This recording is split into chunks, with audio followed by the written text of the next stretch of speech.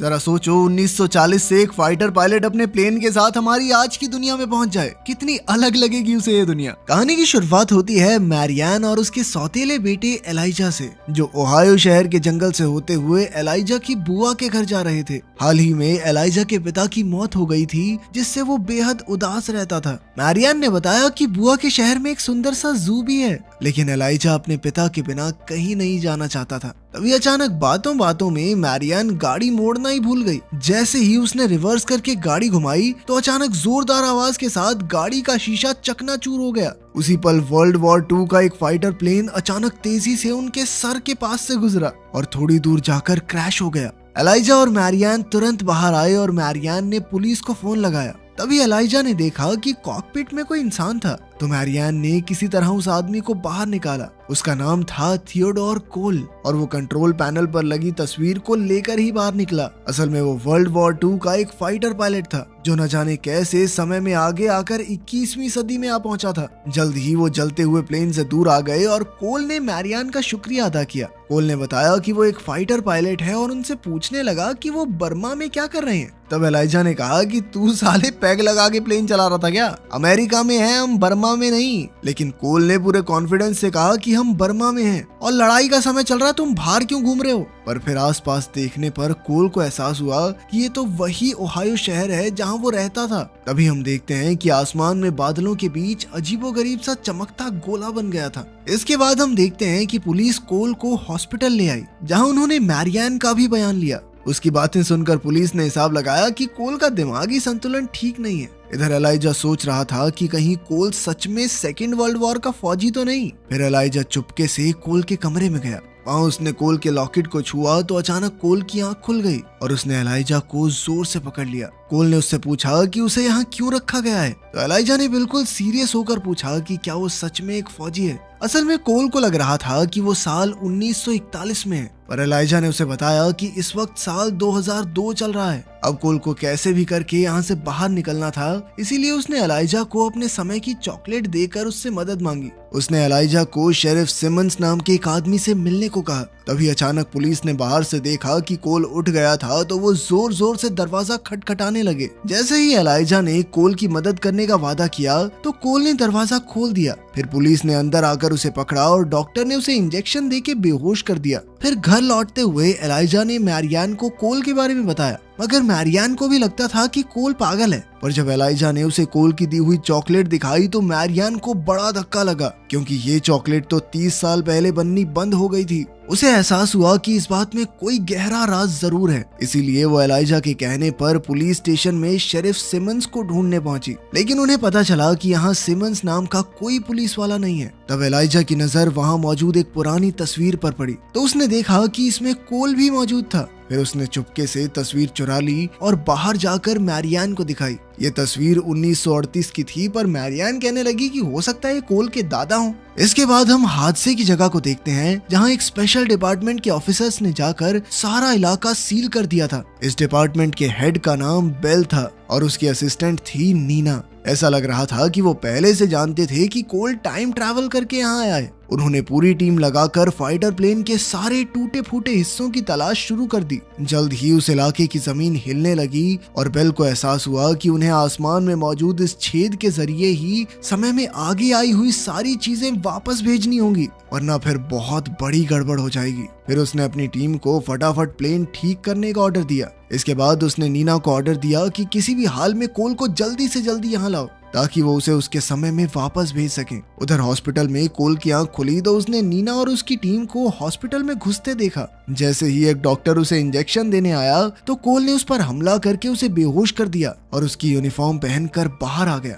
जब वो बाहर निकला तो उसे 21वीं सदी की आधुनिक दुनिया देखकर बहुत हैरानी हुई। तो उसने सोचा कि ये खुद से ही बातें क्यों कर रहे हैं। खैर, फिर वो एक मोटरसाइकिल लेकर वहाँ से भाग निकला। उधर मैरियान एक पेट्रोल पंप पर पहुंची तो एलाइजा ने यूं ही गाड़ी में मौजूद एक खत पढ़ लिया और उसे पढ़ते ही एलाइजा को धक्का लगा, क्योंकि उसमें लिखा था कि मैरियान एलाइजा को हमेशा हमेशा के लिए उसकी बुआ के यहाँ छोड़ने जा रही थी। पर उसने मैरियान से कुछ नहीं कहा। फिर जैसे ही वो सड़क पर पहुंचे तो अचानक मोटरसाइकिल पर आ रहा कोल उनकी गाड़ी से टकरा गया। उसे देखकर एलाइजा बहुत खुश हुआ और उसने अपनी चुराई हुई वो तस्वीर दिखाकर पूछा कि क्या ये तुम ही हो। कोल ने कहा कि ये मेरी ही तस्वीर है और साथ में शेरिफ सिमंस भी हैं। खैर फिर मैरियान ने उससे पूछा कि वो इतनी जल्दी में कहाँ जा रहा है, जिस पर कोल ने जवाब दिया कि वो अपनी पत्नी पॉलिन से मिलने जा रहा था। तभी अचानक दूर से पुलिस सायरन्स की आवाज आई तो मैरियान कोल और एलाइजा को लेकर भाग निकली। फिर वो कोल के बताए हुए रास्ते पर चलते हुए उसके घर तक आ पहुंचे। घर में जाकर कोल ने पॉलिन को आवाज दी तो एक औरत बाहर आई। फिर उसने मैरियान और एलाइजा को वहां देखा तो उसने पूछा कि आप लोग कौन हो।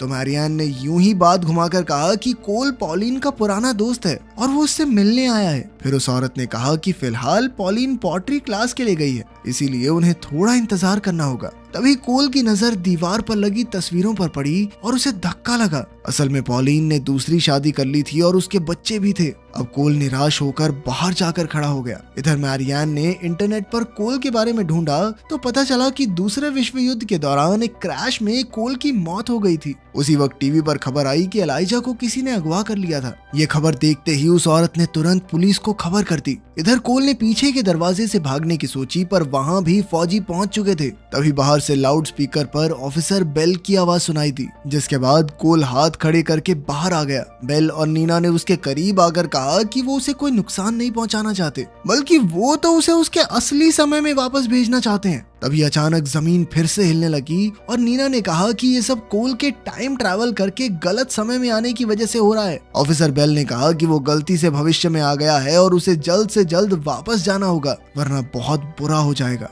लेकिन उसी वक्त एलाइजा ने बाहर आकर कोल को बताया कि 1941 में क्रैश के समय उसकी मौत हो गई थी और जैसे ही वो अपने समय में वापस लौटेगा उसकी मौके पर ही मौत हो जाएगी। इसलिए वो उसी वक्त कोल के साथ गाड़ी में भाग निकला। जल्द ही पुलिस भी उनके पीछे लग गई, लेकिन कोल इस शहर के पुराने रास्ते जानता था, इसीलिए वो एक सुनसान जंगली इलाके में आ पहुंचा। अचानक गाड़ी का टायर पंचर हो गया और वो दोनों पैदल ही आगे निकल पड़े। फिर वो एक नदी किनारे पहुंचे तो कोल ने बताया कि वर्ल्ड वॉर में जाने से पहले उसने और पॉलिन ने आखिरी बार यहीं डांस किया था। यहीं उसने पॉलिन को अपने प्यार की निशानी के तौर पर एक लॉकेट दिया था। फिर उसने एलाइजा से अपनी मौत का पूरा सच पूछा तो एलाइजा ने बताया कि वो क्रैश के बाद दुश्मन की कैद में मारा गया था। ये सुनकर कोल को लगा कि उसके यहाँ होने से बहुत गड़बड़ी हो रही है, इसीलिए चाहे जो भी हो उसे वापस जाना ही होगा और एलाइजा को उसके साथ नहीं मैरियान के साथ होना चाहिए। मगर तब एलाइजा ने बताया कि मैरियान उसकी सौतेली माँ है और वो तो उसे हमेशा के लिए उसकी बुआ के पास छोड़ने जा रही है।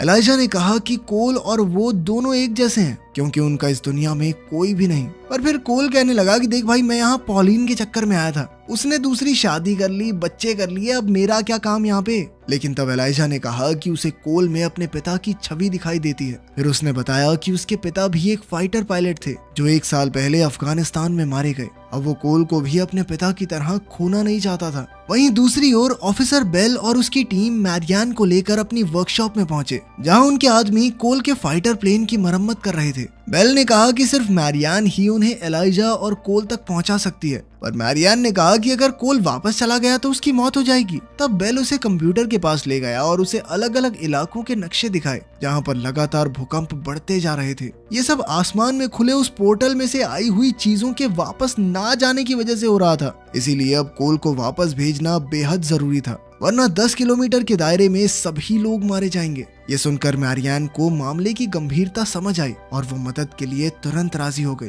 फिर बेल, नीना और मैरियान मिलकर एलाइजा और कोल को ढूंढने निकल पड़े। तब मैरियान ने उस पोर्टल के बारे में पूछा तो नीना ने बताया कि वो छेद पूरे 11 घंटे तक खुला रहता है और अब उसके बंद होने में बस कुछ ही समय बाकी है। उधर कोल और एलाइजा पुलिस सायरन से भागते हुए शहर आ पहुंचे थे। जल्द ही हेलीकॉप्टर्स ने उन्हें ढूंढ निकाला और पुलिस ने चारों ओर से उन्हें घेर लिया। तभी बेल, नीना और मैरियान भी वहां पहुंचे। अब मैरियान ने पहले खुद जाकर कोल से बात करने की इजाजत मांगी। बेल मान गया और मैरियान ने कोल के पास जाकर कहा कि उसे पोर्टल बंद होने से पहले अपने समय में वापस जाना ही होगा, वरना इस इलाके के 10 किलोमीटर के दायरे में सभी लोग मारे जाएंगे। एलाइजा को लगा कि वो कोल को बेवकूफ बना रहे हैं, पर मैरियान ने उसे बाहों में लेकर समझाया कि यही सच है। आखिरकार कोल लौटने को राजी हो गया, पर जाने से पहले वो एक आखिरी बार पॉलिन से मिलना चाहता था। तब वो सभी पॉलिन के घर पहुंचे और बेल ने कोल को 5 मिनट का समय दिया। जब कोल अंदर गया तो पॉलिन टेबल पर बैठी किताब पढ़ रही थी।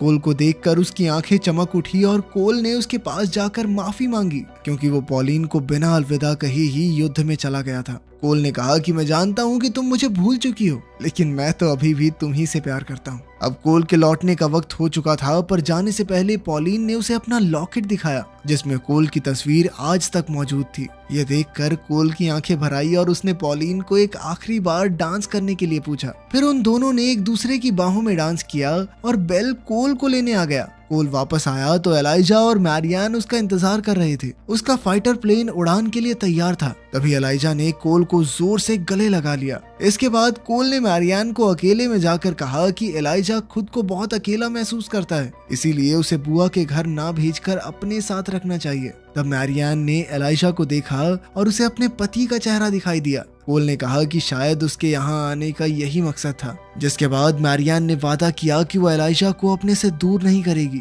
अब जाने का वक्त हो गया था, पर अचानक कोल को याद आया कि उसने तो अपनी चॉकलेट एलाइजा को दी थी। उसने एलाइजा से चॉकलेट मांगी तो उसने कहा कि वो तो चॉकलेट खा गया। खैर, कोल ने कहा कि इससे शायद कोई फर्क नहीं पड़ेगा। अब कोल सबको अलविदा कहकर अपने फाइटर प्लेन में बैठा और सीधा उस पोर्टल की ओर उड़ान भरी। उसके हाथ में पॉलिन की वही तस्वीर थी। जैसे ही कोल जहाज समेत उसके अंदर घुसा तो पोर्टल अपने आप ही बंद हो गया। फिर मैरियान ने एलाइजा को गले लगा लिया और उसके साथ एक नई जिंदगी की शुरुआत करने निकल पड़ी। अगर तुम्हारे पास टाइम ट्रैवल करने की पावर हो तो तुम समय में आगे या पीछे कहाँ जाओगे, कमेंट्स में जरूर बताना।